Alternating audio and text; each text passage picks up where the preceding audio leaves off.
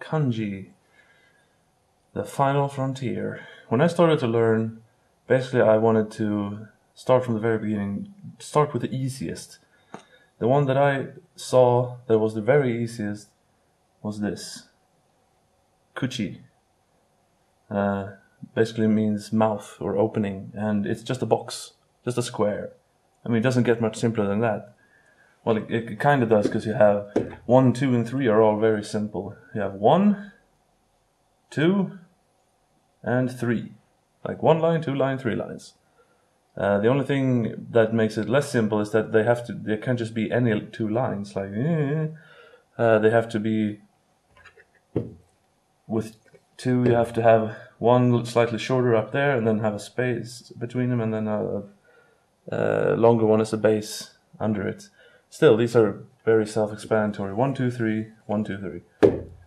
But I always also try to look for those that look that are just kind of evolving on the others. Like I started with this one, and then moved on to sun, which is just 2 boxes on top of each other, and I, which is 3 boxes on top of each other. So yeah, I mean, these are really, really simple shapes. If you learn, you can draw this, then you know 3 kanji, which is, it feels kind of empowering. And then if you add one little line on top of there, then it's white instead of sun. And if you add a line on top of this, it's self, basically. There are of course more kanji of the box kind.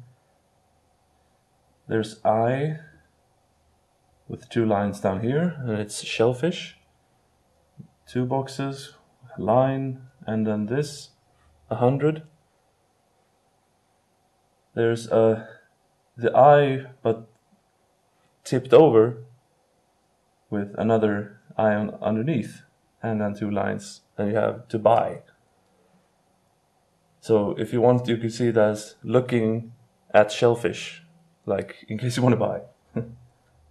Another one you learn pretty early on is person, which kind of looks like a couple of legs walking or something. If you draw little feet like that, you can, have a little guy. And fire is basically also the person with 2 lines on it. Everyone learns this one quick. Tree. And it sort of looks like a tree. I mean, this is the branches, and that's another branch, whatever. I mean, of course, we can see trees look variously. This was, of course, a Christmas tree, so it doesn't look like that, but whatever. So, a few more variants of the person one. To enter. A fire can also be basically multiplied. You have 2 fires on top of each other, and it's a different kind of fire, like a blaze. The same thing, of course, famously, for me anyway, works with tree, and then like woods and forest. So tree, woods, forest, like a logical progression, right? Now, stroke order with kanjis, I basically see the same as I do with hiragana, that I should look it up, I consider it, and then I do whatever I want.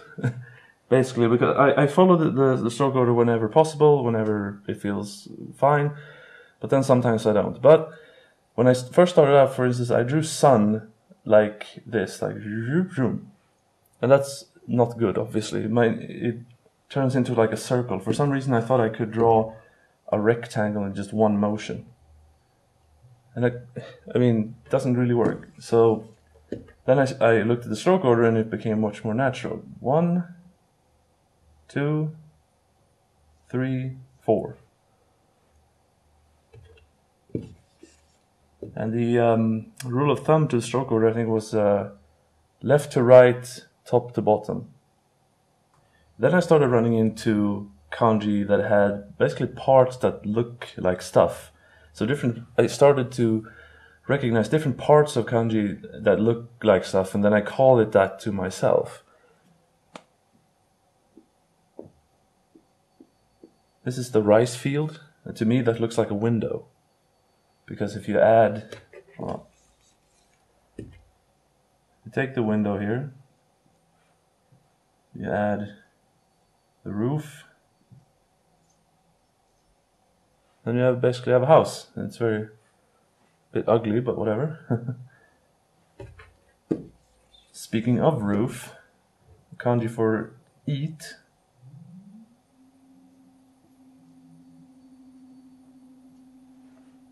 has a roof. Take the kanji for high, which to me also kind of looks like these are two things stacked together. But anyway, this part, I called it a hat. Because to me it kind of looks like a, if you took it like a top hat and just made this top part to just the one line instead of the whole thing.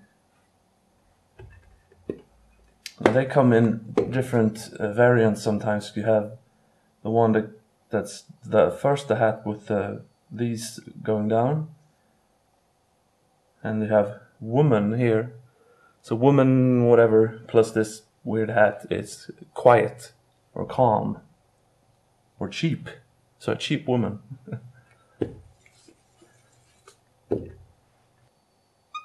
This one meaning gate. Kind of feels like it because you have this space in here. But then these two just kind of remind me of saloon doors, basically. And then it's kind of funny because this is like I said, a gate or a door. And then if you add ear in the middle, so it's basically it's to listen.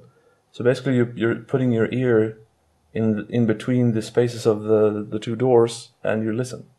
So basically it should be, instead of listening, it should be like eavesdropping. Now there's a lot of stuff you can put in there. There's a lot of kanji that uses this thing as a base. Let me draw a few. So here are the ones I could remember right now. This one's just gate.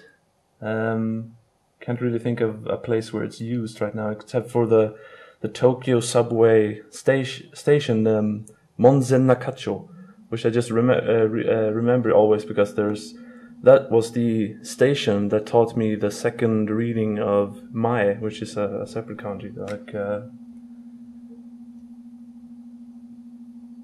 this is read Mae, but if it comes second in a big kanji word, composite kanji word, it's Zen. So Monzen Nakacho. Anyway. This one is read kan, and it's used in Kansai, like or Kanto, the areas in Japan. This one I think is used in Akeru, to open, and a door is kind of logical. This one's mon. It's used in Shitsumon, which means question, and mondai, which means problem. Not sure what it just means on its own. This is ma, I think, or aida. Kono aida, like this. That means that. I can't think of it right now.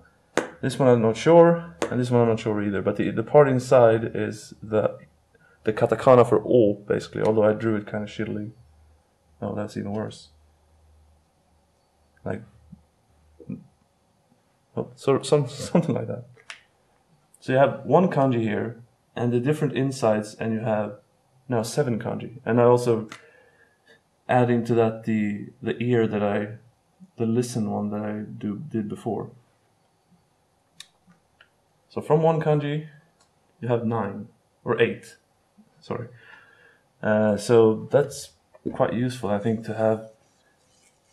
If you learn one, start learning all the variants as well, because then you can get a bunch more without trying as hard.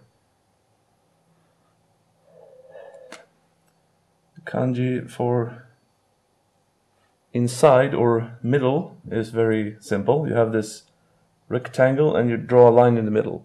That seems easy enough to me. And then this is, of course, famously used in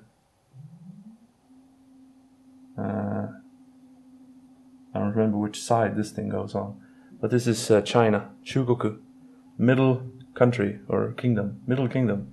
That's what China's called. More parts that look like things. We have the kanji for flower, and this top part, I look at it as a scar.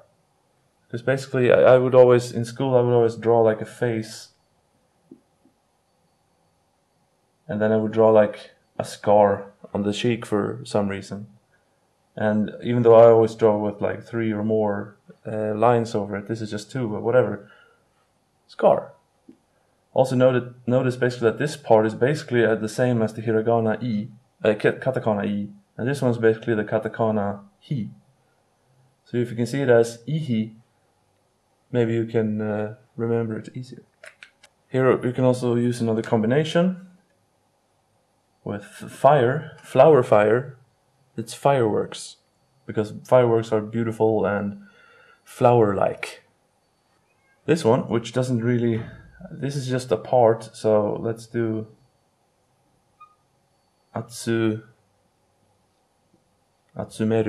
to collect. This top part, to me, reminds me of a old wooden fence that we have in Sweden that it probably only looks like that to me, but yeah, that's what it looks like. That's also a thing, drawing a box around stuff.